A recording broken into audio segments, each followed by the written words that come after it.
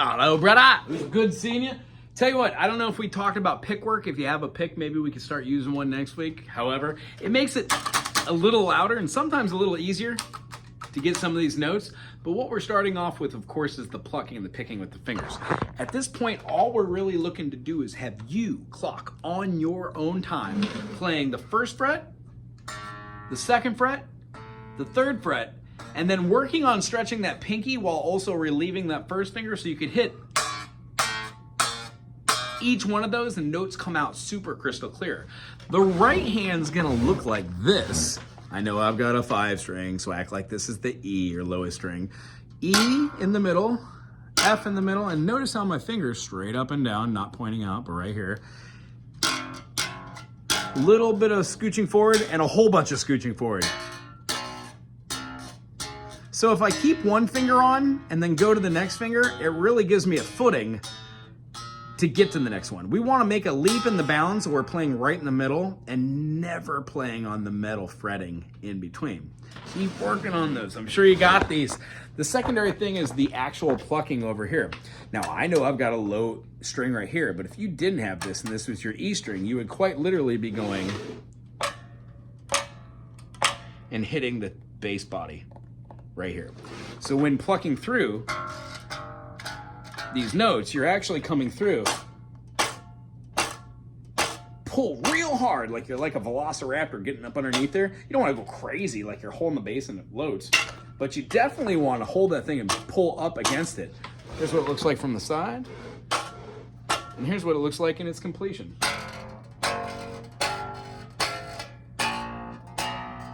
Yeah! And I know this is boring, but what we're doing is we're getting the kinks out of our system. You're teaching your brain to get to each one of these, and when you get done with it, go down to the bottom, down to the lowest string you got. Each time I'm doing this, when I'm playing my fingers, I'm moving my finger and thumb and putting my thumb like a dead bird on a, no, that's wrong, like a bird on a wire, and then moving to the string right above it to pluck those. And as soon as I go to that next string, I move my finger to cover the string I just played so I don't accidentally play it. This is the process of those spider exercises. The other thing we kind of get down is picking any note on this bass, as long as it's on the low string or the second to low string, the E string or the A string. Let's say we pick the 5th fret. That's an A note. If we were to go from the 5th fret and go to the 7th fret with the 3rd finger, we would have octaves. Because it's the 8th.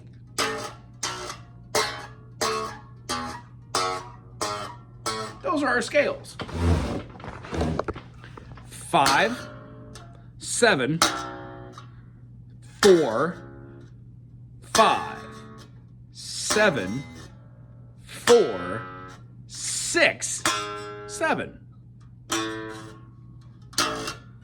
Those are octaves. So shoot for first finger, skip a finger and a fret, and then play that 3rd finger not on the same string, skip a string, and then up. Boom. Those are your A's, D's, D sharps, E. One of the things I was having you do is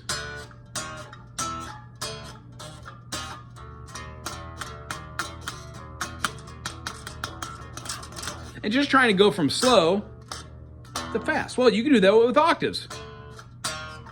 So this week, try and work on your A, B flat, B, C, D, E, F, F sharp, E. The only difference between playing the octaves is sometimes putting that 5th in there. Nice and full. 1, 5, 1. And today's takeaway, just besides what we were working on rhythm-wise, boom, boom, boom, boom, is to play a bluegrass beat. Now, the example I gave you is just to play the 1 and the 5, but there are multiple different types of bluegrass and multiple types of beats. For the one I'd like you to do, I'm going to send you 2 songs. One's called Rocky Top, and it has a very standard movement.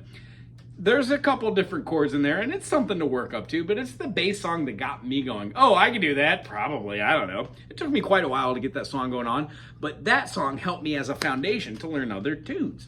The takeaway is this. If we were playing in that same key, the A, for me, I just have to go below it because my 5th is there.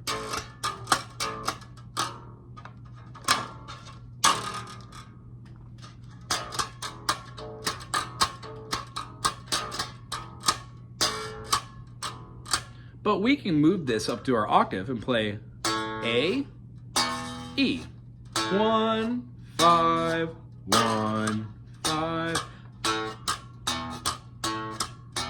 1 and 2 and 3 and 4. So we have 1 and 2. 1 and 2. The idea is we want to start doing this rhythm, eighth notes. 1 and 2 and 1 and 2 and 3 and 4. And eventually, this turns into bluegrass. Moving up, boom, boom.